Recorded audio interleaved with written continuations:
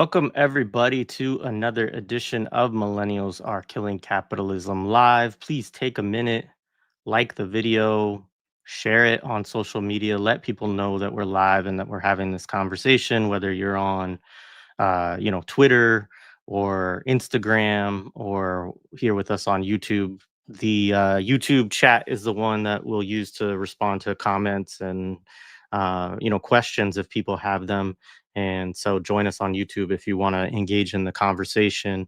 Today, we're going to talk about Sudan, which we haven't done a whole lot. We've done it as kind of part of a few different conversations over the years, but never really anything that's just dedicated solely to the topic and the discussion. And obviously, there's a lot to talk about. So, looking forward to this. Our guest, folks may have seen, has been on Adnan Hussein's show. Shout out to Adnan. Has been on Justin on the Anti Empire show with Justin Potter. Um, and also, I think East is the podcast. And so, yeah, so just excited to have him on. Hamza is his name. He's an organizer and writer whose work focuses on Pan-African and Palestinian solidarity. He coordinates humanitarian fundraising efforts, which is really how I came to get to know him a little bit, for communities who need it most, and produces political analysis rooted in anti-imperialist principles. He created a website with verified Sudanese campaigns, sudanfunds.com, which I'll pull up in a little bit, and I'm sure we will talk about today. Um, and runs an aid network. I will let him pronounce it for me. That works both with community kitchens across Sudan and serves multiple refugee camps in Gaza with aid distributions. And links to that, both of those are in the show description. There's also a Telegram channel, Sudan News English, which is in the show description, where he and others work to provide on the ground updates of things going on in the genocide and the war in Sudan. So really grateful to have him. A couple, just like a housekeeping thing for our Patreon this month. We do have a promotion currently that is in the show description. So if you join at the $5 a month tier or the annual version of that, which I think is like $54, basically you get 50% off if you do a yearly. So you could get a yearly subscription at that $5 a month level for 27, or you can get 50% off your first month, and that's at all the tiers, $5 and above, if you want to support the show. And even if you just want to do the dollar a month or $10.80 per year subscription, it really helps us. And just with that, like, you do get bonus content, stuff like that, but most of what you get is access to our study groups, which we do, which are always like, often 8 to, I think the current one we're in is like 14 weeks or something like that. And so the next one won't open up until February, but we'll do at least 3 next year. And say you do a yearly subscription, you have access to those all year long. So just encourage people to do that. It's a fun thing to do, honestly, like reading with a whole bunch of other people who are, anti-imperialists, who are trying to figure out, their politics and sort through that together and understand, these works, which sometimes can be kind of difficult, honestly, to read all by yourself, right? And so, yeah, invite people to join in that, and really looking forward to having this discussion today with Hamza. So I'm going to bring Hamza to the stage now. Hey, man, it's good to be with you. Hey, it's good to be here. Thank you for having me, Jared. Yeah, of course. We've been going back and forth on this for a while, and I'm glad we could finally kind of align our schedules to, have this discussion with folks.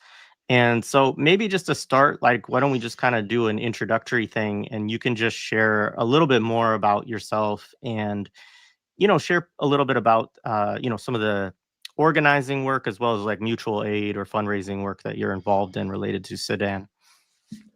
Right. So, right now, like you mentioned before, we have the Sudan Funds website, which is basically just uh campaigns are brought up to us that are on the ground in Sudan, we speak to the people involved, or we speak to the family that's in Sudan. We do the whole verification process through multiple channels, and then if they pass the verification process, we put them up on the website, and sorry, that gives people an option of who to donate to, basically. And then we're also the one that you mentioned after that, which is the aid network, the Abu Huraira aid network. Sorry, I'm sorry. Let me just clear my throat real quick. Okay. So the Abu Huraira Aid Network basically works. We're partnered with community kitchens across Sudan. From Durman, we were working with community kitchens in Al Fasher up until it fell. We're working in around different areas in Darfur, as well as Khartoum State, Al Gazira State, a couple of other state Kordofan in Sudan. And basically, because those community kitchens already exist, they serve different neighborhoods in Sudan, and we help raise funds and send it over there, and they use that to help people. Some people, that's their only source of food right now. And then in Gaza, we have teams in different refugee camps that are under the Abu Huraira Aid Network, who basically just distribute different aid packages to families, especially families who can't really come to like distribution points, like um, orphans, disabled people, the elderly, that kind of thing. We come right to their tent, and sometimes it's ingredients that they can cook with for like 2 weeks, 3 weeks, that kind of thing. Sometimes it's food that's ready. Last week we actually did meat, which we haven't been able to do for, I'm sure you know, for a very long time in Gaza. So yeah, so that's what we do for the Abu Huraira Aid Network.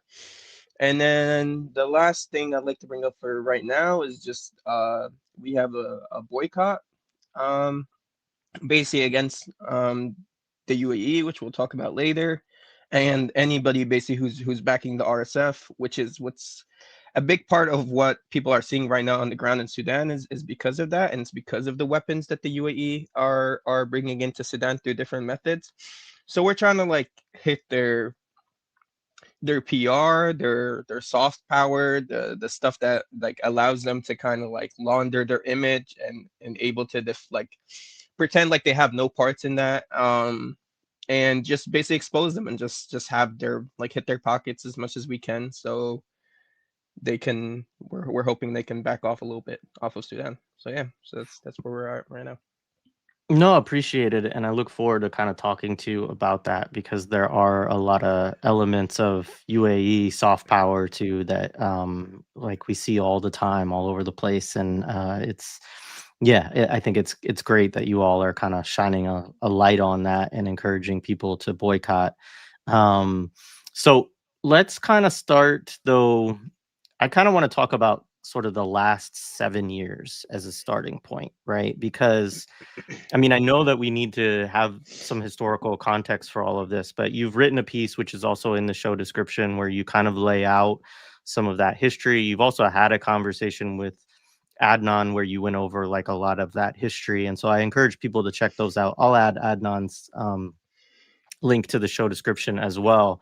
And we can get into some of that. But I think, you know, like there was a lot of hope around, around Sudan, like in the last 7 to 5 years ago, right? I remember we had a conversation with Bador Allegra, who's also from Sudan, and like really feeling like there's this revolutionary kind of upsurge. There's all this great stuff happening at the grassroots. People probably are familiar with kind of the resistance committees and like some of this stuff from several years ago, and there's the ousting of Bashir, right? And then you just end up now we're in a situation, right, where people are talking about genocide or talking about like these horrific kind of war crimes that are going on there.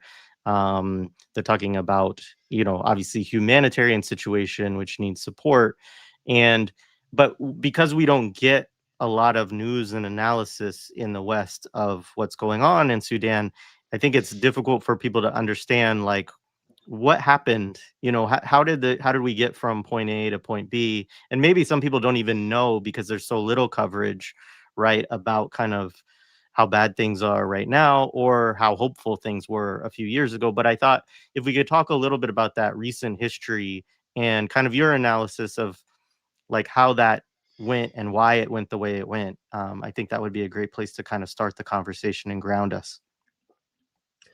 Yeah, so what happened was there was, I mean, the Sudanese Revolution 2019, 2018, 2019, that kind of time.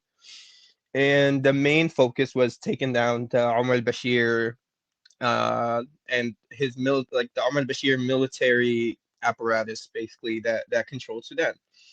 Right? There was like a group of Sudanese bourgeois. They ran the entire country. They were focused in Khartoum. If you weren't part of the Khartoum elite, like you weren't gonna succeed in any way. There was no opportunity for you.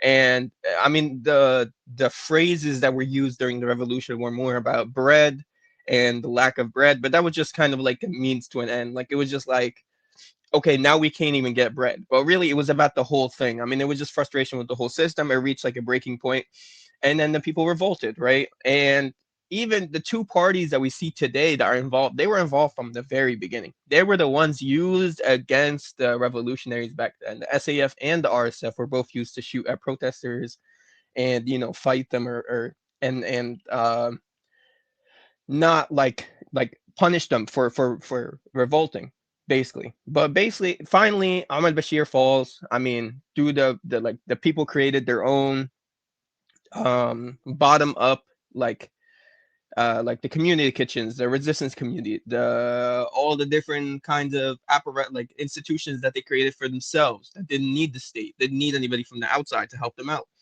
And they ended up dropping Ahmed Bashir. But at the same time,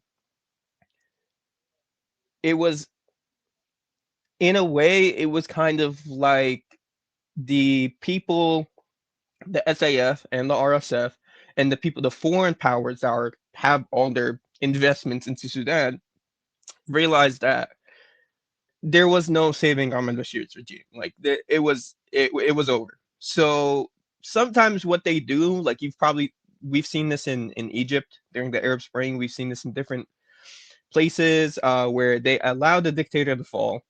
The dictator comes down, everything seems like it's getting better. We go into the democracy, like where we're going to civilian rule, and then boom, it just kind of like flips one day. It just goes back into like a military coup, and then like we saw this in Egypt as well, right? We had the fall of Hosni Mubarak, we had Mohammed Morsi, we had the whole democracy. It felt really hopeful, and then coup, and then military dictatorship again, and then we're just back to where we started, or even worse. Sudan is kind of like in the same thing, except the people really did take down Omar Bashir. They did. Like it ended up happening. But some of the people that were still part of that Omar Bashir military apparatus kind of switched sides when they saw that there was no saving him, and they became part of the new government. They were like, okay, we're gonna transition from military rule to civilian rule, but you can't just do that transition all at once. So we're gonna have like the military representatives and the civilian representatives, and they're all gonna be in one transitionary government, and then eventually we're gonna get to fully civilian rule. Obviously, that never happened. But what really the part that people really don't know about is that in 2021, um, Borhan, who's the leader of the SAF today, and Hemeti, who's the leader of the RSF today, they colluded to overthrow the civilian government. And they did that in 2021. And that kind of led us to where we are today. Like they overthrew the civilian government. They took power. They said, oh, we're just carrying out the will of the people or whatever. I mean, people were not happy with the civilian ruler who's Hamduk, who's that's a long story, but they weren't happy with him. But at the same time, they used that as an opportunity to just kind of like take like control of Sudan again. And they were supposed to come up with like a power sharing agreement between the SAF and the RSF, and the SAF wanted the RSF to come under the army, and the RSF didn't want to do that. The whole thing is that this was all a plan from the beginning. Like the RSF was already colluding with the UAE. from by this point, by 2021, by 2022, by 2023. Like they were planning this. There was no real disagreement about power sharing or whatever. They just wanted some kind of excuse to overthrow the SAF and take over Sudan as a whole. Um, so this was really, I mean, there was hope, there was revolution, right? It was getting to a point where there was real hope for Sudan, and then the counter-revolutionary forces in the region just didn't allow it to happen. Like they had their own plans. They said we can't allow a country like Sudan to take control of their own country, right? That messes up the whole imperialist thing that they have going on in Africa, in the Middle East, in the region, in the Red Sea. I mean, they can't have a revolutionary country on the Red Sea right there with control to all those resources, all that gold, all that oil, all the huge land, the strategic depth into East Africa and into North Africa and even into the Middle East. So they colluded with the RSF, which in this time, in between the El Bashir falling and getting to uh, the war breaking out in April 2023, they were actually the RSF was sent into Yemen to help the UAE and the Saudi coalition against the Houthis, against Ansar Allah, right? This is where the UAE was familiar with the RSF and how they handled themselves as a mercenary group. Then they also used them in Libya to help out Haftar, the LNA, the ones in control of East Libya today, which is also UAE proxy. And then they were like, okay, cool. So these are really good mercenaries that we can use to carry out our plan in Sudan. And one of the biggest things that people don't even know about is that the UAE offered the new Sudanese government money to buy up like all the fertile farmland that they had. They wanted, because the UAE is a desert, you know, it's a desert in the back of Oman. It doesn't really have any food source. Like it has a lot of money, but with the direction we're going right now with climate change and everything, money's not going to mean a lot in the next coming decades. Like it's going to become like a fight for food eventually. So the UAE is planning ahead for this, and they're like, okay, let's buy this. The Sudanese government refused, and now they just try to take it by force. Basically, they've taken the gold by force. They try to take the Al Jazeera scheme by force, which is why in December of 2023, you saw there was, if you might have saw on social media, like Wed Medani, which was the second biggest refugee city in Sudan, fell to the RSF. That was the UAE trying to take the fertile land for themselves through their proxy. But yeah, so I know I went in a whole lot of directions there, but that is what happened in the last 7 years. There was hope. The imperialists got involved. They sent in their goons, and that's how we are. That's how we're there today. Um, basically. Y- Yeah, so I wanted to pull up for folks. I'm gonna try to make this a little bit bigger, because you're talking about this, and I recognize like geography is not the strong suit of Americans, and and I know we have people listening from all over, right? But I want people to definitely understand kind of what you're talking about as you're situating this. I think it's important to understand, where Sudan is geographically. So obviously we're in here, the northeast, corner of Africa, basically right below Egypt. As you say, there's this whole section that is right along the Red Sea, obviously, which is very, strategic for all the reasons we know. We see, the strength of Yemen's blockade. We also know, historically the Suez Canal, but the Red Sea is also, it's not a very large waterway, right? So having both access to a port there, but also just coastline there. And then, the Nile River there comes through, right? And then just connection to, Ethiopia, Eritrea, Chad, South Sudan, of course, I mean, just look at this is Libya. like a Yeah. colonial wet dream to have Sudan. I mean, just look, it's Libya's right there, Egypt's right there. The Middle East is literally like across the sea. You have the Nile River, you have the Suez Canal, you have Chad, Central African Republic, Ethiopia, Somalia is within reach. Like literally, if you have Sudan, like I mean, any revolutionary, any anti-imperialist movement that might want to rise up in this region is going to be choked out. Like having Sudan is akin to controlling that entire region. Like you don't even have to control every single place specifically, but you're able to use that as a launching point, which I'm sure that's part of like, I'm sorry to interrupt. It's just like the UAE is this. The Sudan isn't their end all be all. Like they have a plan that's been going along. They have parts of Somalia, like Puntland and Somaliland, that they already have like kind of like under their control in a way. Have the east side of Libya. They bought up so much of Egypt, like financially, so they basically like own a lot of Egypt as well. Um, they're filling the president of Ethiopia's pockets. Like they have a plan for the this whole region of Africa and the Sahel, and they want to have. I mean, just look at DP World, which is their port company. Like they have ports all around Africa. They've been setting up this kind of like corridor. This is why I call it like a transnational corridor in this entire region, and it's for multiple reasons. And if they hold Sudan, that's kind of the key for the rest of the pieces will fall into place very, very easily. Yeah, I was trying to also pull up, and I'm going to do it here in a second, just for folks, a map that shows. Let's see. This is not a great one, but at least it'll give folks the geography of the UAE in relation. Let's see how small that is. It's not too bad. Let's see.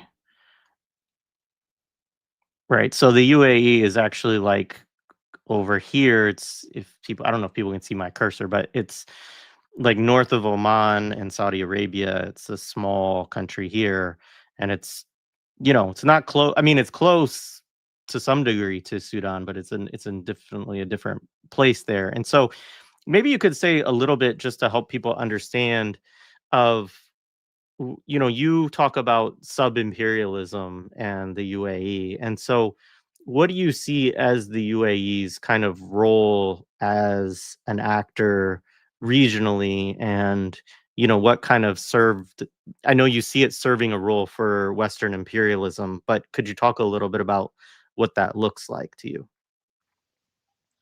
Yeah, so the UAE is like an interesting phenomenon because it's in a way we are already kind of familiar with the kind of state and entity that the UAE is in Israel, in the way that it's not a real country, it's not a real culture, it never existed before, right? They needed like a military base in the region to control the Middle East, and they create this whole thing of Israel, right? And the UAE is kind of the same way.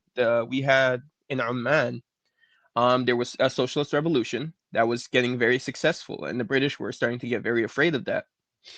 So they basically buy the loyalty of these 7 states that were in Oman, who ended up creating the UAE. And one of the things that they did that for is for counter revolution, against the Armeni socialists. That was the first goal, which is just like cut them off from each other, and like we need somebody there who's gonna, whenever we need something, like they'll carry that out us for like then they'll carry that out for us. I mean, we see this also in a way in Jordan, like Arab faces, but they carry out the will of the West, right? They'll even like risk their own lives, like knocking down those like Yemeni missiles or Iranian missiles to fall on their own land rather than risk hurting, Western goals. So we start with this Armeni socialist thing. We start with them doing that, and then they eventually just take on this counter-revolutionary role, this sub-imperialist role, right? They're taking. I mean, Libya had their own revolution, right? I mean, there's an argument to be had about whether that was Western backed, the revolution, or what the goal wanted to have there. That's not what I want to discuss here, but they wanted to get things under control, basically. They couldn't have that just go to the people, right? So they have the UAE back this guy, which is Haftar, to take over all of eastern Libya. I mean, I'm sure the goal is all of Libya, but right now that's what they have, right? And it's basically just like, in a way, the UAE to the west is kind of like what the RSF used to be to the Sudanese government. It was just, we want to do this thing, but we don't want to dirty our hands and our image. So we're just going to send you guys to do it for us. But I think in this situation, I don't even think they have to tell the UAE to do anything anymore. I think the UAE knows what their role is, and they take it upon themselves to just start doing things, like what's going on in Sudan. Like they saw there's a revolution in Sudan, a successful revolution where the people, the working class, which is exactly what that revolution was. It was the working class. Like the bourgeois was not involved at all. It was not a color revolution. It was the Sudanese working class, and they could have succeeded. And I don't even like to say that the revolution died or ended because right now, what we're seeing right now is the revolution versus the counter revolution. That's what's playing out. It's the Emiratis versus the Sudanese people. It's the foreign powers versus the Sudanese people. So their role is stop any revolution, stop any successful revolution, make sure that it fails, make sure that the people regret ever standing up against the Western backed puppets or against any Western interest, and make sure they never want to rise up and ever again, and also teach their neighboring countries a lesson. Like all the people who are watching Sudan right now, like wow, look what happens when you try to stand up to do a revolution. Look, you get genocided, you get massacred, right? Let's you know, even if we were considering something, we're not gonna do anything. So, but if Sudan was successful, that would be very bad. It would create a, for them, not for us. That would create a chain reaction where a lot of different countries might rise up, and that would quickly go out of control for the West and even for the sub-imperialist nations who basically they get the like as long as they clean up the messes that the West creates with everything that they do, they get to keep all the change, all the gold and all the stuff that they exploit and everything like that. So it's also making them very, very wealthy and helping them maintain their lifestyle. Um, so that's the role they do. They basically they use their money, they use their soft power, they use their influence, they use their real power, they use anything that they have. They can buy up. Like right now, they basically bought the African Union's silence. Like every time they have an observer role in the African Union, every time Sudan tries to push for anything, they're not allowed to.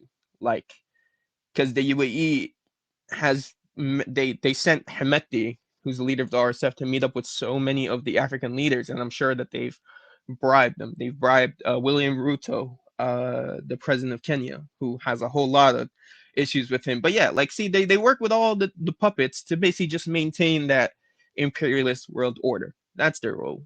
It's maintenance and it's cleanup. Just to keep it simple. No, appreciated. There's some good questions in the chat I'll get to in a second. Other like I know we touched a little bit on the geography aspect. Are there other aspects of kind of the history of Sudan? You know, obviously we've mainly been talking about the last, 10 years roughly or so, that you think are like kind of really important to understand, this current war or like, the resources or, anything like that that you just kind of want to highlight as well.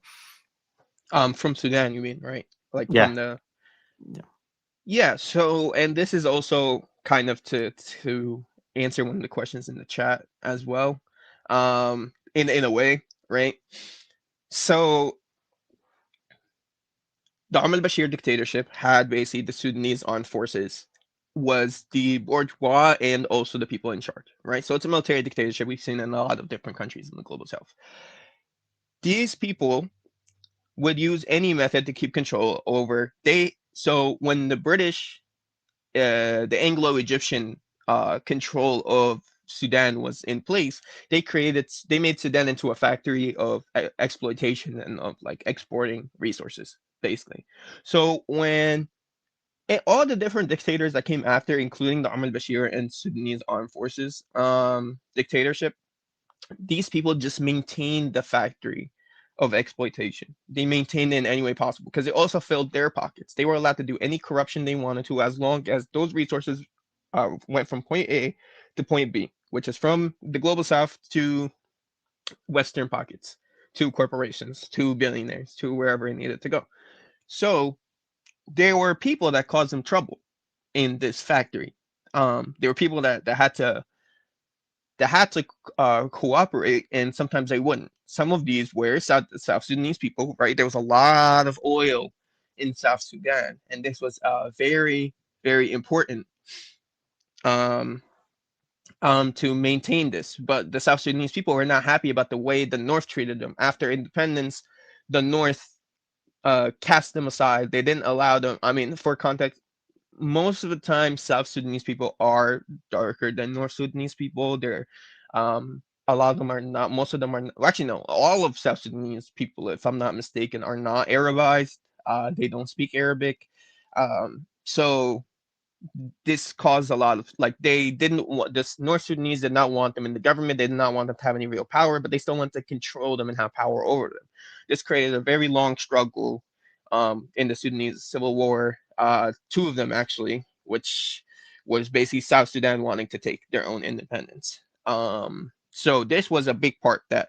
So if you see that this it's a ethnic group or ethnic minority group in Sudan who is coming in the way of the extraction that the Sudanese bourgeois was trying to continue carrying out, and they needed any method to crush those revolts, right? So we see this already with South Sudan. Now, this happened again. This happened in the Nuba Mountains, right? We have the SPLMN, which is the northern version of the SPLM, which is the South Sudanese like revolutionary organization, right? They're situated in the Nuba Mountains. The Nuba Mountains also host the ethnic minority groups there in Sudan, and the SAF has brutalized them over the years. And then we have one of the more relevant to today's thing and the creation of this entire monster as we know it, that the RSF, which is Darfur. Darfur is rich in gold. Darfur is rich in oil. Darfur is rich in I'm pretty sure even diamonds, and just a whole lot of resources are in Darfur. But the Darfurian people are many of them are not uh, Arabized, like they're not Arabized Africans. A lot of them are ethnic groups, Fur or Zagawa or different people who do not speak Arabic, and there were these uh, Arabized nomadic tribes, nomadic groups. Not just from Sudan, also from Chad, also from those areas. They had previously gotten some money from Gaddafi in the past in his pan-Arabist days, but they would basically just cause trouble for the different ethnic groups. Like they didn't really have any land of their own or anything of their own, so they would just come and steal cattle. They'd come and steal like whatever they can, but they knew the area really well. Their ancestors have been there for a very long time. So when the SAF wanted to crush the Darfurian revolts of the early 2000s, they didn't send SAF soldiers since they were already involved in so many war crime investigation and ICC, ICJ, all this kind of stuff. They didn't want to continue that bad PR that they were having. So they paid these people these tribes, these nomadic Arabized people, to basically deal with the problem for them. And those people committed genocide. And at the time, those people were called the Janjaweed. So all of this was about resources. All of this was about maintaining the factory of exploitation, right? And they outsourced the violence to the Janjaweed, which means in Sudanese dialect, devil on horseback. And for one of the questions in the comments, no, I'm not Sudanese. I'm actually from North Africa, but I've been following this for a very long time. But yes, to continue. So those people um did I guess you could say a good job at genocide and at massacring and at taking out like ethnic minorities and stuff. And they didn't just kill the people who were revolting. They like came down with the iron fist. They wiped out like villages, right?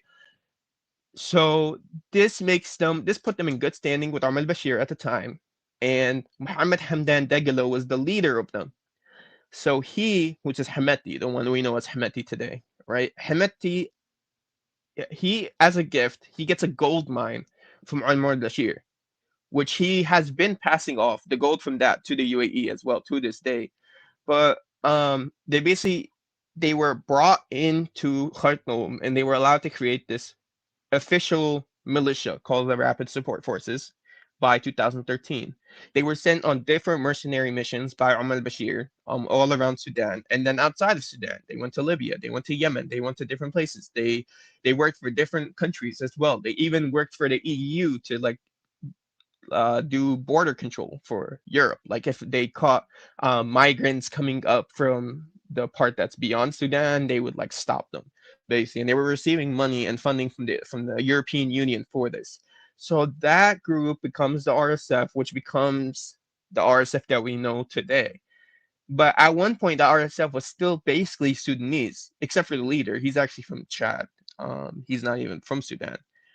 But that group, like now, isn't even Sudanese anymore. Like they're whoever the UAE can find. Like they hire anybody. They've hired Colombians, they've hired Ethiopians, people from Chad, people from South Sudan, people from different areas. It's just whoever needs money, whoever's willing to commit the atrocity. But yeah, so all of these different things, it's ethnic minorities who want their rights, want their freedom, want their liberation, coming in the way of the extraction process that the Sudanese bourgeois needed to do on behalf of the West, and this ended up creating multiple issues, including the RSF that we know today. So I hope that that all came together the way I wanted it to. I appreciate it. So let's talk about the UAE a little bit more. So, you know, one of the things that I think about when I think about the UAE is, and I think we're going to have a conversation a little bit more on sports washing with Alex Avina this month too. But is like, there's like 3 Emirates Cups. Like, so there's one going on right now. If you're a basketball fan, there's the NBA Emirates Cup. And then, there's multiple ones in, football or soccer.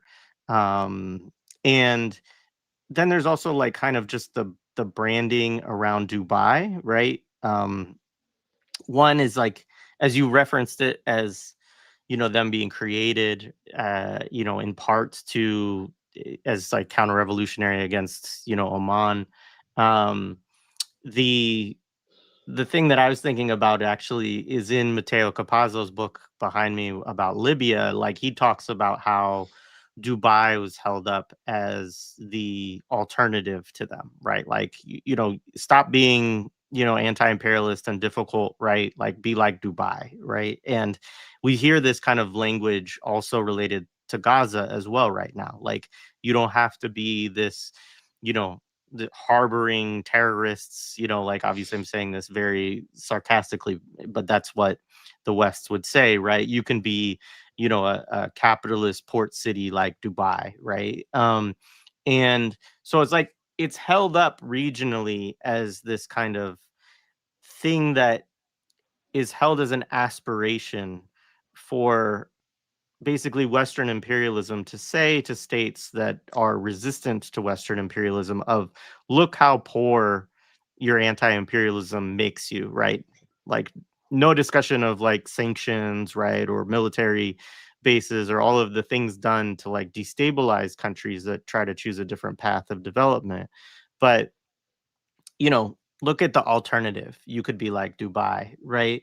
Um, and then obviously recently, especially within the last year, and I don't even know if this actually has connections to actual Dubai, but like Dubai chocolate is everywhere in the West. It's like become this big thing. They sell it at malls and in all these different stores and so on. And so it's just an interesting thing where it's like, obviously it's a very small country. It's a country that I think most people in the West don't really know much of anything about. Um, but they know it through these kind of branding or marketing exercises, right? And obviously, they may have known about it also as like a tourist destination or something like that too. So maybe we could talk a little bit about some of these elements of UAE's soft power and how it kind of brands itself in the different ways. It's also an interesting place because at one point oil was like very significant to its economy, but it's really not anymore. It's like 1% of their GDP right now, and they've really diversified into other areas like, sports and tourism and other things like that as well. So yeah, anything that you would want to say about all of that? Yeah, so starting with the Dubai chocolate thing, only because okay, so I've been saying on different social media sites that I do not think that that's a coincidence. It does have something to do with Dubai, and it is like it that started around the same time that we spoke to Macklemore's team as the boycott that we're running, and we got him to cancel his show. And a lot of the headlines at the time about Dubai were Macklemore cancels Dubai show over involvement in Sudan. And then the same thing with SZA, same thing happened, right? And around that time, more headlines started coming out and more stuff in the media started coming out about Dubai specifically and their involvement in um in Sudan. So it just kind of felt like they were just countering that with some kind of, craze. I mean, these influencers are bought like very easily. Like that's kind of how it took flight.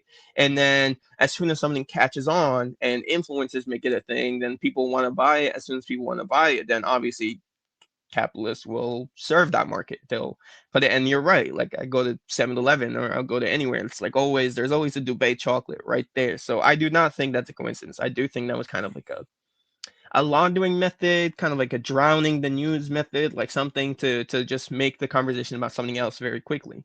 And um Dubai was already, and the UAE as a whole was already kind of starting to be mentioned in like the early 2000s, 2010s about their involvement in different crimes, different human rights violations in their own nation and also abroad.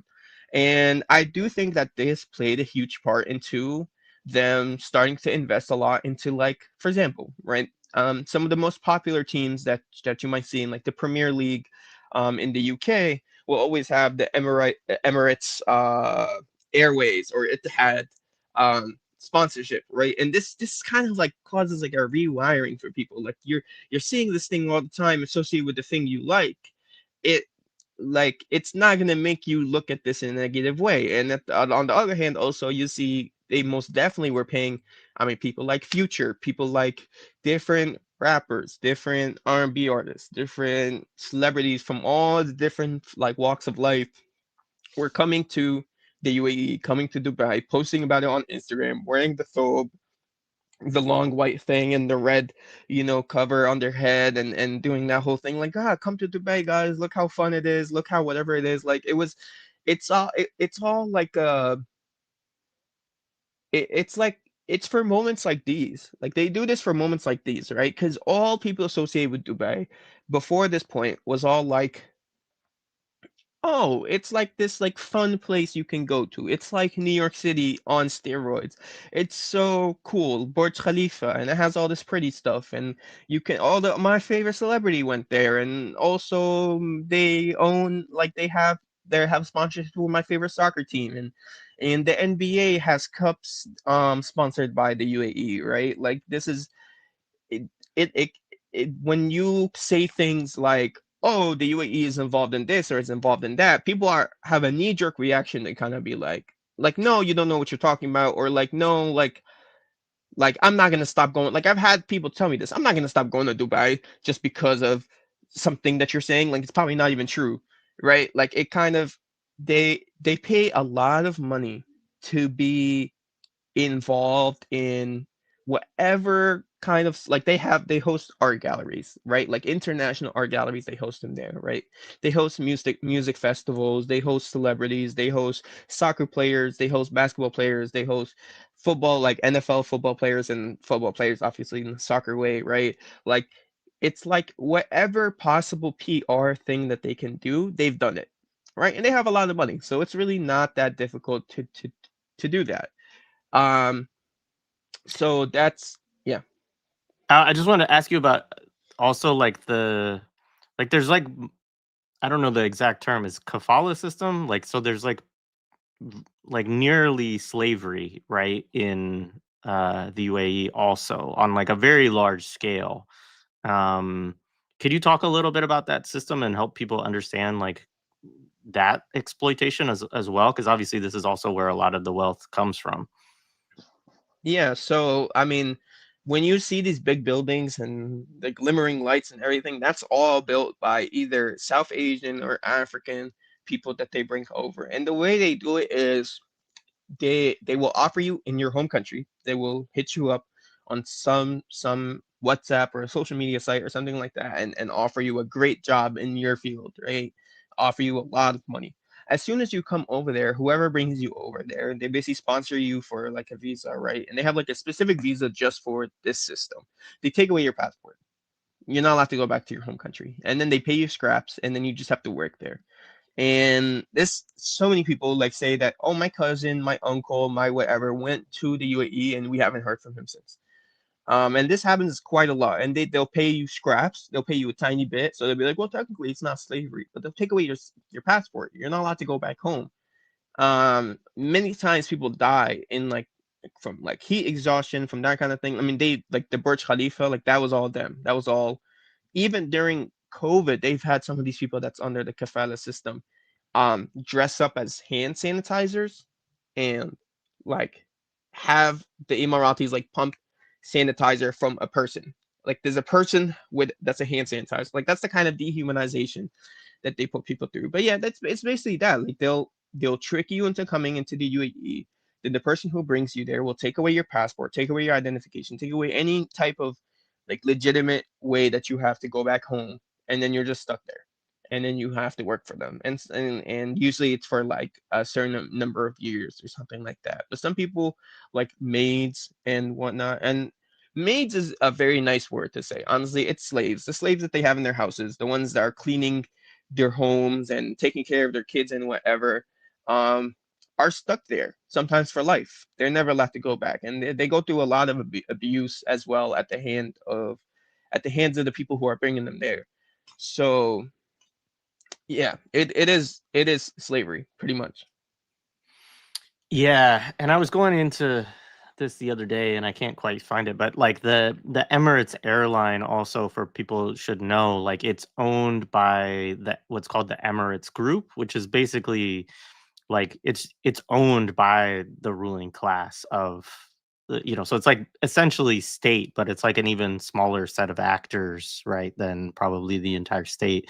And so and it's one of the largest in the world. It's like worth like $60 billion. It's huge. So yeah, I don't know if you had anything else, but so let's talk a little bit about the boycott then. Like when you look, because I know that boycotting UAE is one of the things that you have pushed.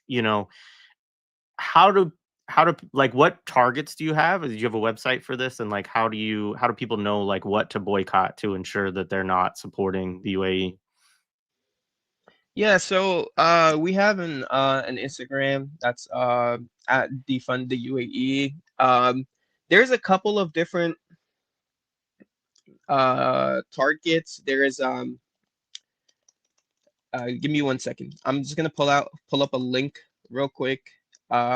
That's okay. So there's like the boycott the UAE.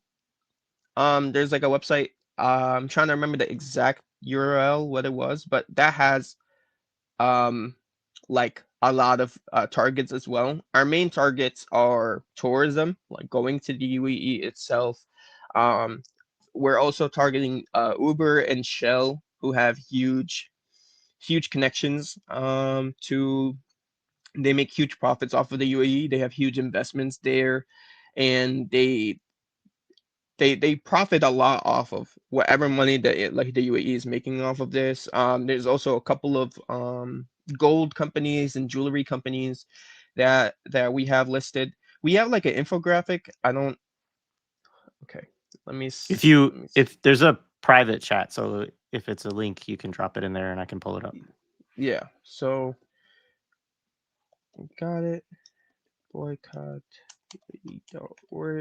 I also know that now the Boycat, I don't know if you like the Boycat app has also added our targets into their app as well. So if you already have that, there's a Sudan section now. So I'm sure that that can help as well. But yeah, Yeah, another thing I would say too for folks is that the UAE also definitely played a role in the destabilization of Syria too. Like they switched sides at different points, but they ultimately were definitely like a net, um, on the side of the West and basically overthrowing the Syrian government. Um, so yeah, that's another example of what they do. But so this is the website here. Yes. Ah, cool.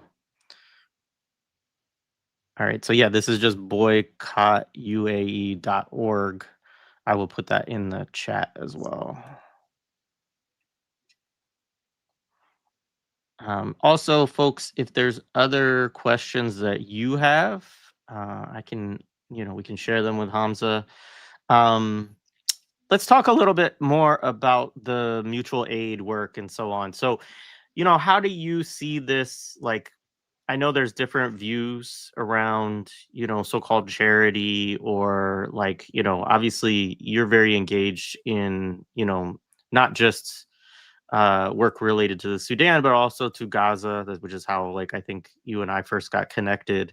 Um, so, what is your kind of analysis on the utility or the purpose of these efforts to get resources to people in these places? I mean, the way I always frame it for people, because it seems like people kind of sideline those efforts. They It doesn't feel as glamorous as posting red triangle videos and cool like edits of which I also make. I also enjoy edits of Kasem frying whoever they're frying, but at the same time, um it might not feel as glamorous, but it really is one of the most important things. Like if people in Gaza and people in Sudan, like people in Al-Fasher, for example, are specifically being starved by the imperialists, by the enemy that we are fighting.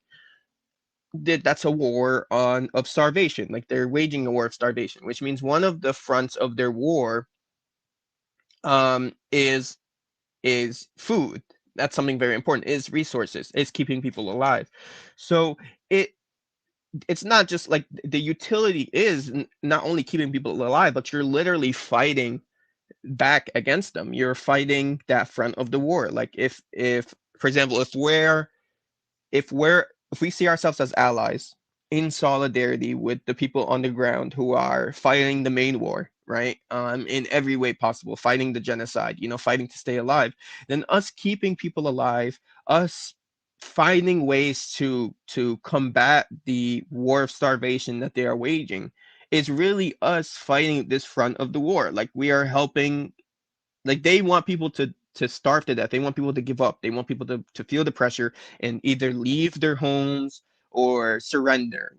Allow, like if they're under siege and they're not getting any food, they wanted people to leave Gaza, for example, right? They wanted people to leave Al-Fasher, or they wanted people to surrender Al-Fasher. In both cases, this was the case, right?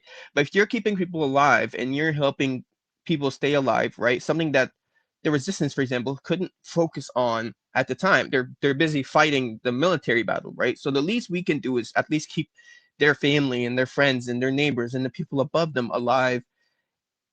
It's very important. It's combating the war of starvation, like I said before. And I really like the utility is not only just, oh, we're helping people. It's charity, like the way NGOs do it. Like, it feels good to help people, but it's literally an anti-imperialist struggle that you're doing by keeping the targets of imperialism alive, by helping them survive another week and another month and another year.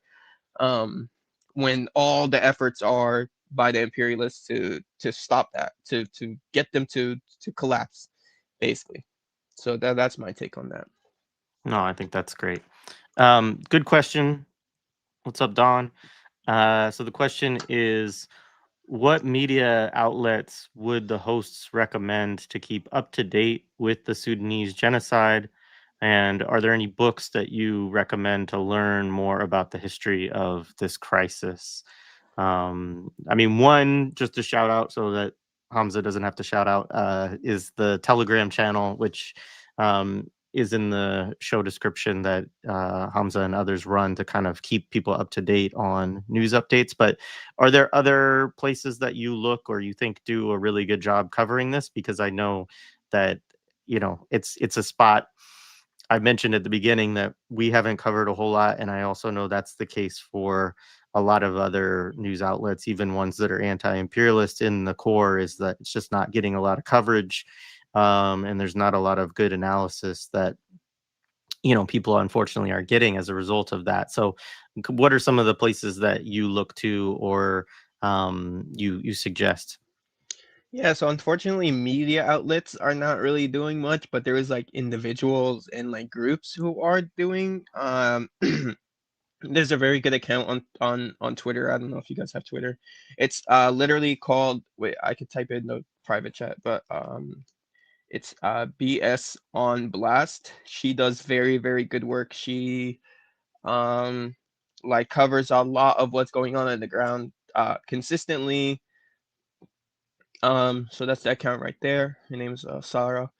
She's Sudanese and she covers a lot of that. A lot of the stuff I is basically on Twitter. There isn't really, I don't really have a website or something where people, because the media really isn't covering it the way they should, or if they do, it's like once every like 3 weeks they might cover one event out of the dozens of events that are happening in between.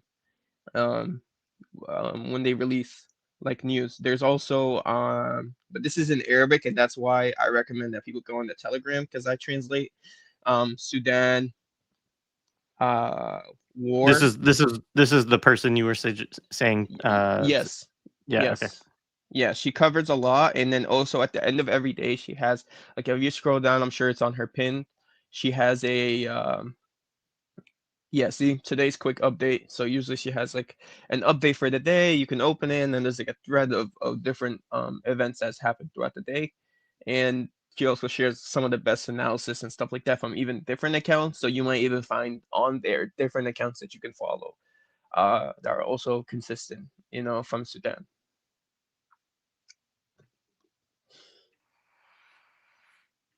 Yeah. Sorry. I think you. Oh, Sudan War is another one. All right, I'll pull that one up too.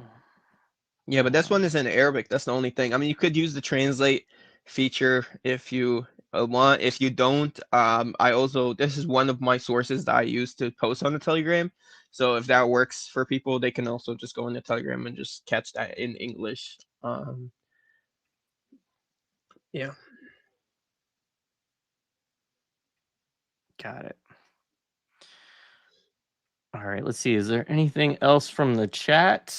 Appreciate you, Hamza, for this. This is great to like connect with some different folks. Somebody also raised up some good campaigns to donate to Sudan and Congo, the Doctors Against Genocide, and solar panels to hospitals, etc.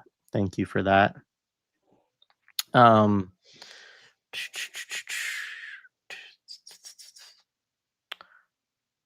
Um, yeah, I mean, the only other question I had to you is, what are, in your estimation, some of the reasons for this kind of lack or gap? I mean, I realize that involves you to get into like people's psychology and other things like that. I mean, often when I hear Sudan, right, like it is in relation to people talking about Gaza, right, or talking about Palestine and saying, hey, like we need to pay attention to what's going on in Sudan and what's going on in the Congo as well, which I agree with, right? And I think most people do. But I think the question that we raise, like already you can kind of see in this discussion that there aren't a lot of sources in English, and I think that's, I mean, one is we have to get better at even using tools like you said of even just as limited as online translation may be and the problems that exist with it, like making that effort to translate stuff that's in other languages, I think is something that we should be doing if we don't speak those other languages, right? To just broaden the analysis that we get, because within the Anglophone sphere, there is just going to be some limitations. And Black Alliance for Peace, also shout them out. I know that they do work to keep up and to do provide analysis of what's going on in Sudan as well. We did talk about that a little bit in our AFRICOM discussion last month, and yeah, I mean, what is your thoughts on that? Like, is it just that there's not been, like, one of the things with Gaza that we can say, right, is that there's been a clear effort by Palestinians over the last 30, 40 years, right, to get their analysis out, not just in Arabic but also in English, right, which required them also to then, people like Rifat Al-Arir, and others, right, of saying, like, okay, I'm going to actually teach English specifically for the purposes of people being able to provide analysis to the Anglophone world, even though it's not the primary language here, right? And I think obviously we can see the fruits of those kind of efforts in terms of that. I mean, it shouldn't obviously be on the colonized people, on the people who are under war and oppression, to have to learn another language to teach it to share what's going on with people in other parts of the world. Like, but obviously we can see, I guess the benefit to some extent. I mean, obviously what's happening in Gaza is absolutely horrible. So, there's also limitations of awareness raising even in general. But um yeah, I don't know what your thoughts are on the kind of the gap or the difference between coverage between, you know, one section or another, or why there's more information in certain areas versus other areas. I mean, I'm gonna be completely honest. Number one, number one thing, and this is something that I've observed personally. Like, this is something. Number one thing is just people like internalize anti-blackness and people just not caring as much about black people as they care about other people. This is just, I'm gonna just be very straight up. That's one of the biggest reasons I've seen. Right? People see that and they're just like they just keep scrolling, right? And there has been an effort, and I'm talking about people on the ground in Sudan typing their stuff up in Arab, in English, I mean, and posting what's going on in English. Like there were people have been uh like posting now for years in English, like from not from just when this started, like from 2015, 2016, 2017, 2018, right? Like posting from Sudan in English, trying to raise awareness. But on the other end, also is when things happen in Africa, I feel like the media, the way they framed it, people just kind of like they're like, ah, another civil war. It's one of those civil wars over there, in one of those places. Like this is something that you always hear. They some people like genuinely have thought like when you try to talk to them about Sudan, they're like, I thought there's always a civil war over there, or I thought this is the same civil war that started like 30 years ago or something. Like they never even thought that the civil war ended. They think this is just all one big civil war. They think that people over there are always fighting and it's too complicated and it's like some tribal stuff that they won't understand. There's also people who genuinely were giving us a lot of pushback because they were saying that we're just trying to distract from Palestine and we're Zionist agents pushing Sudan to take away from the Palestinian cause or something like that. I've also run into that. That's hasn't been one of the bigger ones, but that is something that some people genuinely believe. They believe that the other causes were brought up only to bring away from Palestine. And while and can see why people might think that's because when the Zionists are looking for something, they're like, why doesn't anyone talk about Yemen? Why doesn't anyone talk about Sudan? Why doesn't anyone? But they don't even talk about Sudan, right? Like you're talking to Sudanese people, like actually who are actually just trying to advocate for their people. But yeah, it's the lack of media coverage. It's the lack of um people willing, like having the willingness to look into things, right? And also is just, I guess, like the truth about Sudan isn't as mainstream, right? And I'm sure that the buildup of years and years and years, which has reached the breaking point of the Gaza genocide, is part of. I mean, we've seen like every time something happens in Gaza, more and more people kind of like wake up to it, right? And then I guess another factor of it would be as well, like people in Sudan can't record what's happening the way people in Gaza can.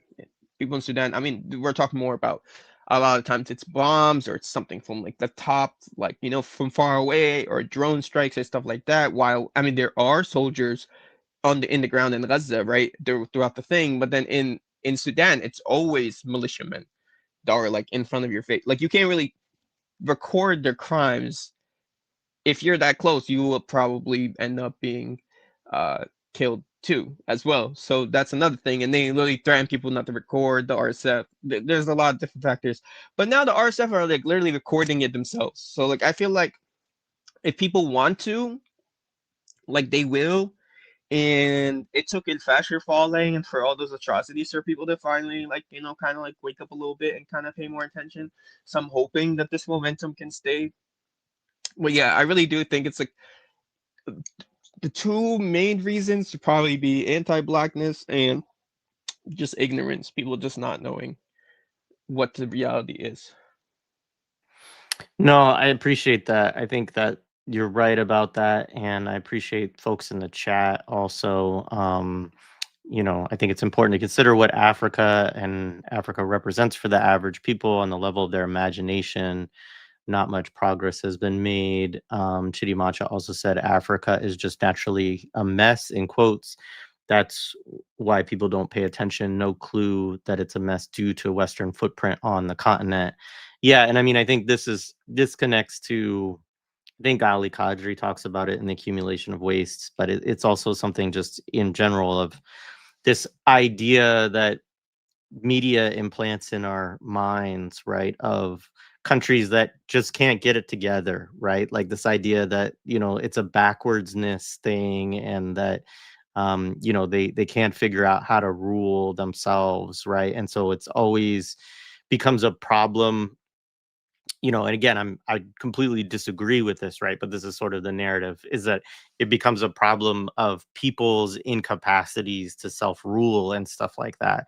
And obviously you see the, you know, unfortunately, like that, the logical outcome of that line of thinking becomes the way that the West treats Haiti and treats, Gaza now, right? Where you have basically, the UN Security Council saying these countries cannot, or these people cannot self-govern, right? And so we have to impose, a colonial government of these kind of, coalition of the willing, basically, to run their affairs for them until such a time that we determine that they're capable of doing it.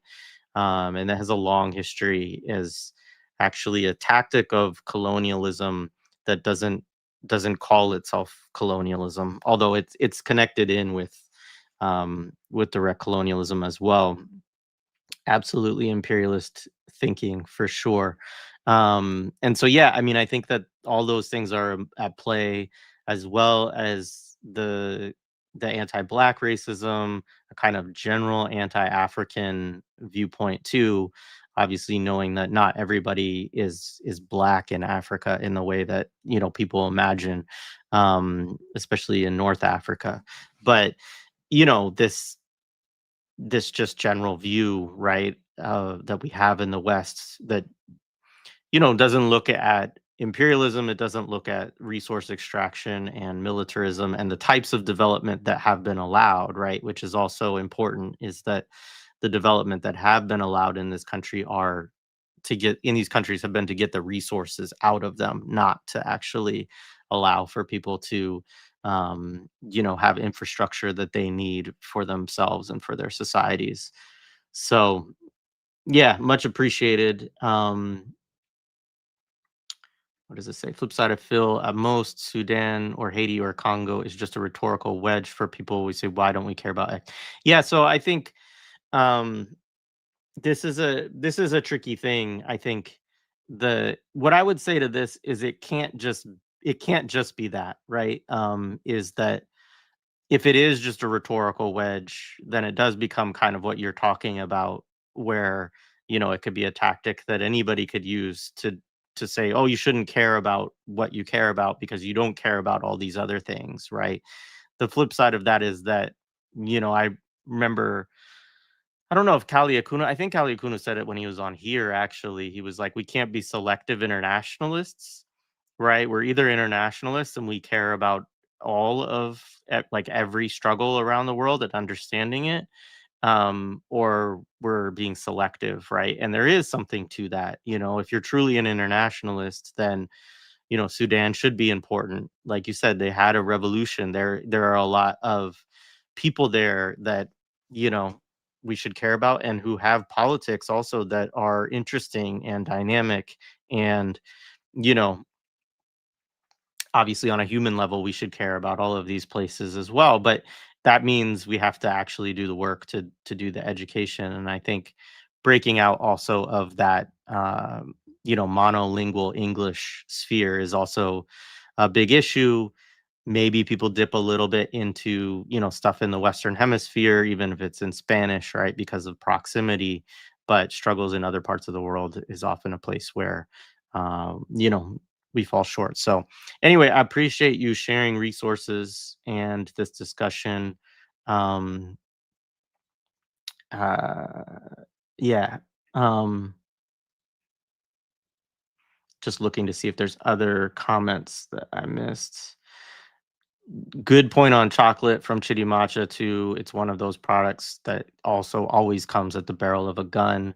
It's native to Americas and grown in millions of acres of land in Ghana where people can't grow food or live on that land, right? Um, the other thing I should say about this too, just for people to understand the scale of it, like if you just Google it, like 90% of the workers in the UAE are immigrants, right? And they all are kind of under that kafala system we were talking about earlier, that is, akin to, modern day slavery, however people want to talk about it, but basically um, all of the structures that you were talking about that make sure people are paid very paltry sums for long hard labor and under forced labor and without their passport, so they don't have the ability to return, right? That's like the baseline. And that's most of the working class of that society.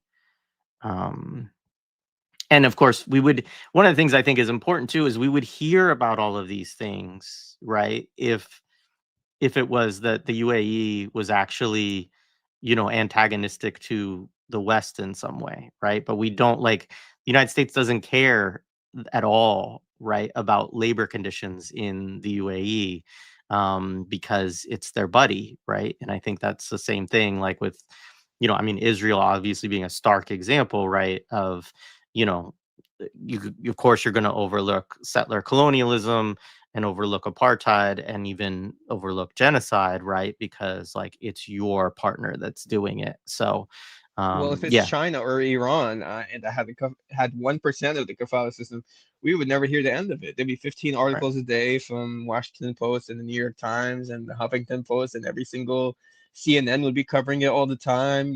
They'd have Vice News would have a episode about it or something like that. Like, but you rarely hear about it. You used to hear about it back in a couple years ago, maybe here and there. But other than that, they don't really like to cover the UAE or Saudi Arabia. They're two Gulf besties. Yeah, no, absolutely. And Don, so asked a question about like Twitter, was talk about the continued relevance of Twitter despite recent international relations. And then I asked for a little bit of more clarity and said, wanted a deeper dive into the relevance of social media over mainstream media outlets. Is social media a major outlet given the lack of coverage from network news? One thing that I would say related to that conversation, Don, is that we had a conversation, I guess it was earlier this week. Um, and I'm blanking on the guest's name, so I'm apologies, but I'm gonna look it up real quick. But it was about really connected a lot with social media and Palestine. It was about digital settler colonialism, Palestine in terms of servitude, which is a book that was written by Omar Zaza, and so Omar was the guest for that conversation. And his book talks about this quite a bit, and it's very interesting. And I mean, like, one of the things that he wants to dispel is this idea that social media is different in like really meaningful ways from corporate media. Like it's another form of corporate media. But at the same time, obviously, and these websites are really working overdrive, I think, to make sure that we can't see a lot of the good reporting and stuff like that that goes on there more and more. But there are still people, right? There are tons and tons of people that are on these sites that, are working to educate themselves and to study stuff and to share information, like Hamza here and the other folks that he's, working with and following. And so I think that's the thing, is that, you know, for better or worse, it's here and it's something that we have. It's not necessarily a net positive on the whole, but if you know how to use it, then there are ways to find things and connect to things that you probably wouldn't be able to otherwise, right? And so I think certainly we have to have a larger critique of, on the whole, most people are not using these apps to like really educate themselves about, imperialism, anti-imperialism, radical politics. Like that's a niche, within all of these spaces that is kind of always under attack to a certain degree. Um, but those things do exist in these spaces as well, right? And so I think that's kind of the rub of it. But I think part of what our guest Omar talked about in that discussion is, you can't rely also that that role will always be there. Like people will try to use it there, but these apps, like part of the reason that they're pushing so hard on the algorithms, or they want to show us cat videos all day, or whatever else, is because they recognize how much, for instance, specifically with regards to Palestine, that social media has become a space where people can get different analysis and news and actually break with the imperialist perspective on it. And so that is actually a threat, and it's a threat that both, you know, Twitter or Instagram or Meta, right? Or all these companies are actually constantly trying to combat, right? Which is why they ban people. It's why they shadow ban people. It's why, Palestinians have more and more trouble sharing their fundraisers, like all of that stuff, because they recognize that people are using these tools in ways that they actually don't want us to be using them. Um, all right. Anything else you want to say in closing, Hamza? Any reminders or just other things you want to say, share, or plug? I mean, everything that we shared already and all the stuff that we plugged that already. I hope people check them out and share them themselves and promote them as well. It'd be a great help to the work that we're trying to do. And if you're trying to follow along with the news in Sudan, the Telegram channel will be a great resource. I'm hoping that can help you guys out as well.